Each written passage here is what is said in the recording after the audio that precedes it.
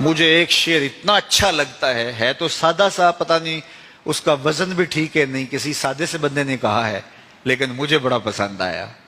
بعض روح کھینچ لیتے ہیں نا۔ کسی نے کیا خوب کہا کہ درود پڑھنے سے ثواب ملتا ہے، سلام پڑھنے سے جواب ملتا ہے۔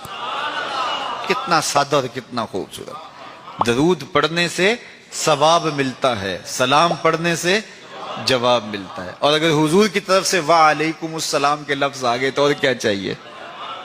اس لیے کثرت سے حضور کو سلام کرو۔ یار آپ گلی سے، بازار سے گزرتے ہوں تو کوئی لڑکا، کوئی بزرگ، کوئی شخص آپ کو روز سلام کرے تو ایک دن آپ پوچھتے ہیں نا یہ کون ہے؟ روز ہی سلام کرتا ہے، یہ کس کا بیٹا ہے؟ یہ روز سلام کرتا ہے۔ پھر کس دن آپ روک کے پوچھیں گے پتر کس کے پتر ہو؟ اتنے اچھے ہو کہ روز سلام کرتے ہو۔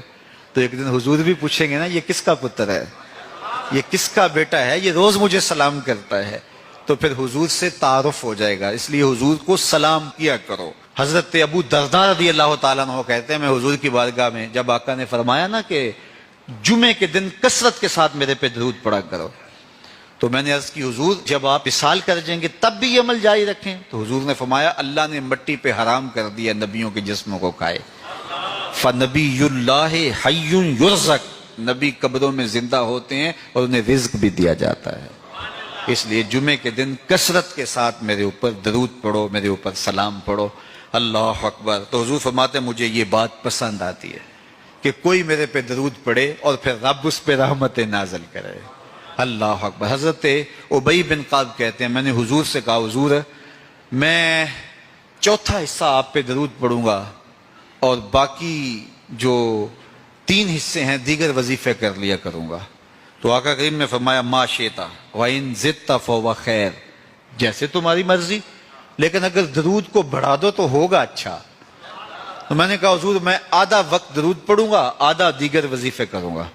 فرمایا ما شئتا، جو تمہاری مرضی، لیکن درود کی مقدار بڑھ جائے تو اچھا ہوگا۔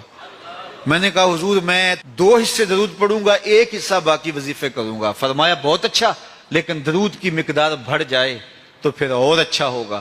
عرض کی حضور میں پڑھوں گا ہی درود، میں سارا وقت درود پڑھوں گا۔ تو سنو میرے حضور نے کیا کہا، یہ ترمذی کی روایت ہے۔ حضور نے فرمایا پھر تیرے سارے دکھ مٹ جائیں گے، سارے گناہ معاف کر دیے جائیں گے۔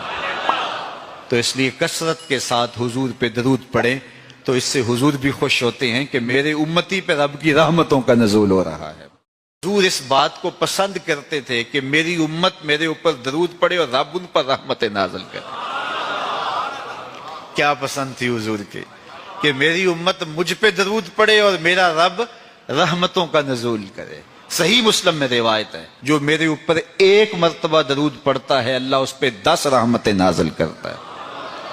اللہ اکبر۔ اور اگر درود کے ساتھ سلام بھی ہو تو حضرت جابر بن سمرہ رضی اللہ تعالیٰ عنہ فرماتے میں حضور کے پیچھے نماز پڑھا کرتا تھا اور خطبہ جمعہ بھی سننے کا موقع مجھے مل جاتا تھا۔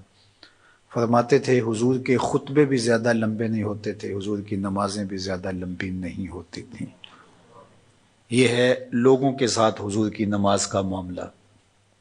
لیکن جب تنہا قیام کرتے ہیں تو اتنا لمبا قیام ہوتا ہے حتیٰ تتورم قدماہ، حضور کے مبارک پاؤں سوج جاتے ہیں اور میرا رب رب ہو کے کہتا ہے اے چادر اوڑھنے والے محبوب ساری رات جاگا نہ کر، کبھی سو بھی لیا کرنا۔ اتنا لمبا قیام کرتے ہیں حضور۔ تو آپ کا انفرادی عمل آپ کی طاقت کے مطابق ہوگا، لیکن جب آپ لوگوں کو ساتھ لے کے چل رہے ہوں گے تو آپ پھر اس حساب سے چلیں گے، تو اس وقت آپ اپنی رفتار اپنی طاقت نہیں دیکھیں گے۔ مشکل نہ کھڑی کی جائے، میں چل سکتا ہوں 1 گھنٹے کا قیام کر سکتا ہوں تو میں اپنے حساب سے سوچوں اور جو میرے پیچھے کھڑے ہیں ان کا نہ سوچوں تو میں اس اہل نہیں ہوں کہ میں امامت کے مصلی پہ کھڑا ہو جاؤں، اس لیے کہ مجھے اپنے ساتھ کھڑے ہونے والوں کا خیال اور لحاظ نہیں۔ ہمارے دین نے ہمیں آسانیاں دی ہیں۔ بیمار پر جمعہ فرض نہیں کیا گیا، بیمار جماعت میں نہیں آ سکتا تو گھر پڑھ سکتا ہے، مسافر پہ جمعہ فرض نہیں کیا گیا، ظہر پڑھ لے گا۔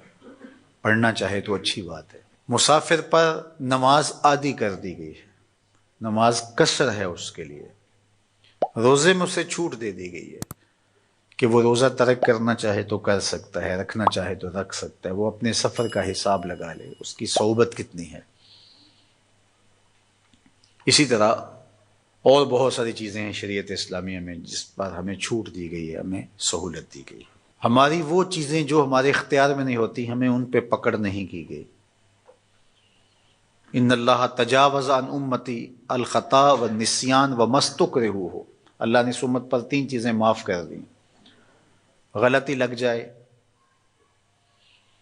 بھول جائیں، یا جس پہ آپ مجبور کر دیے جائیں، تو وہاں شریعت پکڑ نہیں کرتی، گرفت نہیں کرتی۔ تو آسان دین دیا گیا ہے جس دین پہ عمل کرنا ہمارے لیے مشکل نہ ہو، اور اگر کوئی اپنے طور پہ اس کو مشکل بنانا چاہتا ہے اور اپنے سخت مزاج کی وجہ سے